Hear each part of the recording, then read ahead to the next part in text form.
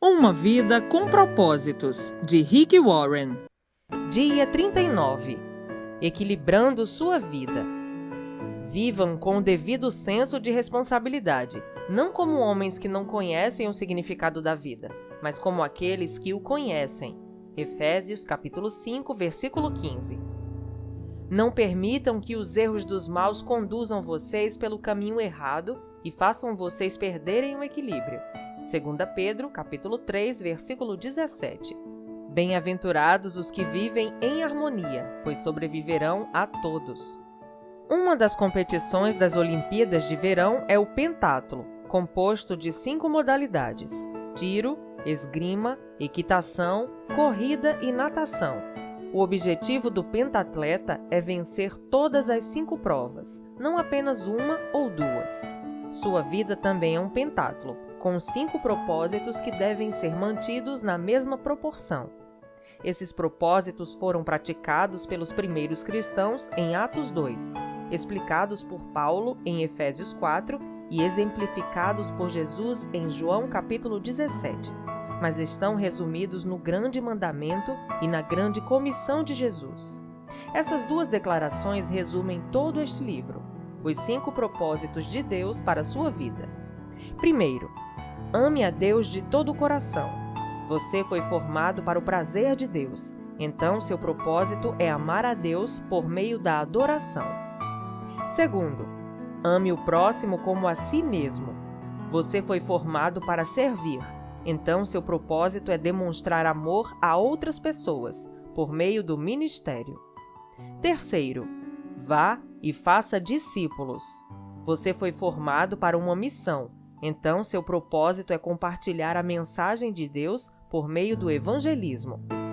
Quarto, batize-os. Você foi formado para fazer parte da família de Deus, então seu propósito é se identificar com a Igreja do Pai por meio da comunhão. Quinto, ensine-lhes todas as coisas. Você foi formado para se tornar semelhante a Cristo, então seu propósito é amadurecer por meio do discipulado. Um compromisso sério com o grande mandamento e com a grande comissão fará de você um grande cristão. Manter os 5 propósitos em igualdade não é nada fácil. Todos tendemos a exagerar nos propósitos que nos despertam maior paixão e a negligenciar os outros. As igrejas fazem a mesma coisa. Mas você pode manter sua vida equilibrada e estável juntando-se a um grupo em que haja incentivo mútuo à responsabilidade, de modo que você possa avaliar regularmente sua saúde espiritual, registrar seu progresso em um diário pessoal e transmitir o que aprendeu a outros. Essas 4 atividades são importantes para que a vida seja dirigida por propósitos. Se você deseja seriamente se manter no caminho certo, precisará desenvolver esses hábitos. Converse sobre o assunto com um companheiro espiritual ou no grupo. A melhor maneira de assimilar as ideias deste livro é discuti-las com outras pessoas no ambiente de um grupo da igreja. A Bíblia diz: como o ferro torna cortante o ferro, de igual modo as pessoas podem aperfeiçoar umas às outras. Provérbios capítulo 27, versículo 17. Aprendemos melhor em comunidade. Nossa mente fica mais aguçada e nossas convicções mais profundas por meio da conversação. Insisto em que você reúna um pequeno grupo de amigos e forme um grupo de leitura de Para que estou na Terra, a fim de rever os capítulos semanalmente. Vocês devem discutir as implicações e aplicações de cada capítulo. Perguntem-se: e daí? E agora? O que isso significa para mim, para minha família, para nossa igreja? O que vou fazer a respeito disso? Paulo disse: ponham em prática o que vocês receberam e aprenderam. Filipenses capítulo 4, versículo 9. Um pequeno grupo de leitura proporciona muitos benefícios que não podem ser alcançados somente por um livro. Vocês podem comentar o que estão aprendendo e discutir exemplos da vida real. Podem orar, incentivar e apoiar uns aos outros à medida que começarem a viver esses propósitos. Lembrem-se de que fomos feitos para crescer juntos, não separadamente. A Bíblia diz: encorajem uns aos outros e fortaleça uns aos outros. 1 Tessalonicenses, capítulo 5, versículo 11. Incentivo-o também a estudar a Bíblia individualmente. Registrei como notas no fim deste livro mais de 1000 passagens da Bíblia utilizadas neste livro para que você possa estudá-las em seu contexto. Leia, por gentileza, o apêndice 1, que explica o uso de paráfrases e diferentes traduções. Visando manter cada capítulo adequado à leitura diária, tornou-se impossível explicar o fascinante contexto da maioria dos versículos utilizados. Entretanto, a Bíblia foi feita para ser estudada por parágrafos, por capítulos e até mesmo por livros inteiros. O meu livro 12 Maneiras de Estudar a Bíblia Sozinho pode ajudá-lo no estudo indutivo. Faça um autoexame espiritual periódico. A melhor forma de harmonizar os 5 propósitos em sua vida é por meio de uma autoavaliação periódica. Deus dá grande valor a esse hábito. Somos orientados pelo menos 5 vezes nas Escrituras a verificar e a examinar nossa saúde espiritual. Isso está em Lamentações, capítulo 3, versículo 4, 1 Coríntios, capítulo 11, versículos de 28 a 31 e capítulo 13, versículo 5 e Gálatas, capítulo 6, versículo 4. A Bíblia diz: testem-se para saber se estão firmes na fé. Não se enganem, pensando que tudo está garantido. Criem o hábito do autoexame.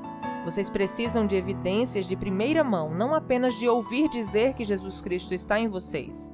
Façam o teste. Se o resultado não for bom, tomem alguma providência. 2 Coríntios, capítulo 13, versículo 5. Para manter a saúde física, você precisa ir regularmente ao médico para verificação dos sinais vitais, pressão sanguínea, temperatura, peso e assim por diante. Para sua saúde espiritual, você precisa examinar regularmente os 5 sinais vitais da adoração, da comunhão, do crescimento do caráter, do ministério e da missão. Jeremias aconselha: vamos analisar a forma como vivemos e reorganizar a vida conforme a direção do Eterno. Lamentações, capítulo 3, versículo 40. Na Igreja Saddleback, desenvolvemos uma ferramenta simples de avaliação pessoal que tem auxiliado milhares de pessoas a permanecer no propósito de Deus. Você ficará surpreso ao ver como essa pequena ferramenta o ajudará a alcançar o equilíbrio para uma vida saudável e de crescimento. Paulo disse que a ideia entusiástica do início seja igualada pela ação realista de agora. 2 Coríntios, capítulo 8, versículo 11. Anote seu progresso em um diário. A melhor forma de consolidar o progresso no cumprimento dos propósitos de Deus para a sua vida é mantendo um diário espiritual. Não se trata de um registro dos acontecimentos, mas das lições de vida que você não gostaria de esquecer. A Bíblia diz: é fundamental que nos apeguemos com firmeza ao que ouvimos para que não nos desviemos. Hebreus, capítulo 2, versículo 1. Podemos nos lembrar do que registramos. Escrever ajuda a esclarecer o que Deus está fazendo em sua vida. Dawson Trotman costumava dizer: os pensamentos se desembaraçam quando nos passam pelos dedos. A Bíblia registra várias ocasiões em que Deus ordena a alguém a manutenção de um diário espiritual. Por exemplo, conforme a orientação do Senhor, Moisés manteve um registro da progressão deles. Números, capítulo 33, versículo 2. Não lhe deixa contente o fato de Moisés ter obedecido à orientação de Deus de registrar a jornada espiritual de Israel? Se ele fosse preguiçoso, seríamos privados das poderosas lições de vida do Êxodo. Embora seja improvável que seu diário espiritual venha a ser tão amplamente conhecido quanto o de Moisés, ele ainda é importante. Na NVI lemos: Moisés registrou as etapas da jornada deles. Sua vida é uma jornada, e uma jornada merece um diário. Espero que você, tendo uma vida dirigida por propósitos, escreva sobre as fases de sua jornada espiritual. Não anote apenas o que for agradável. A exemplo de Davi, registre suas dúvidas, temores e lutas com Deus. As maiores lições vêm do sofrimento, e a Bíblia diz que Deus mantém um registro de nossas lágrimas. Salmos 56, versículo 8. Sempre que ocorrer problemas, lembre-se de que Deus os utiliza para cumprir todos os 5 propósitos em sua vida. Os problemas vão forçá-lo a se voltar para Deus e o farão buscar uma comunhão mais íntima com os outros, construir um caráter semelhante ao de Cristo e exercer um ministério. Também vão gerar um novo testemunho. Todo problema é dirigido por propósitos. Bem no meio de uma experiência dolorosa, o salmista escreveu: "Que isso fique escrito para que os nossos descendentes saibam o que o Senhor Deus fez e para que o louvem aqueles que ainda vão nascer." Salmo 102, versículo 18. Você deve às futuras gerações a preservação do relato de como Deus o ajudou a cumprir os propósitos dele neste mundo. Trata-se de um testemunho que continuará a ser dado muito tempo depois que você estiver no céu. Transmita aos outros aquilo que você sabe. Se você quer continuar crescendo, a melhor forma de aprender mais é transmitir o que já aprendeu. Quem abençoa os outros é muito abençoado. Quem ajuda os outros também recebe ajuda. Provérbios 11, 25. Quem passa adiante suas impressões obtém ainda mais de Deus. Agora que você compreende o propósito da vida, é sua responsabilidade levar adiante essa mensagem. Deus o está convocando para ser seu mensageiro, como lembra Paulo. Agora, quero que você diga essas mesmas coisas a seguidores que possam ser designados para transmitir isso aos outros. 2 Timóteo, capítulo 2, versículo 2. Neste livro, passei a você o que aprendi com outras pessoas sobre o propósito da vida. Agora chegou sua vez de transmitir esses conhecimentos. Você provavelmente conhece centenas de pessoas que não sabem qual o propósito da vida. Compartilhe essas verdades com seus filhos, amigos, vizinhos e colegas de trabalho.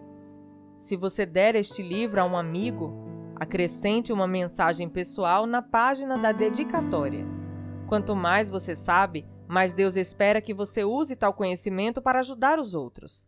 Tiago disse: "Qualquer um que sabe o que é certo a fazer e não o faz, está pecando."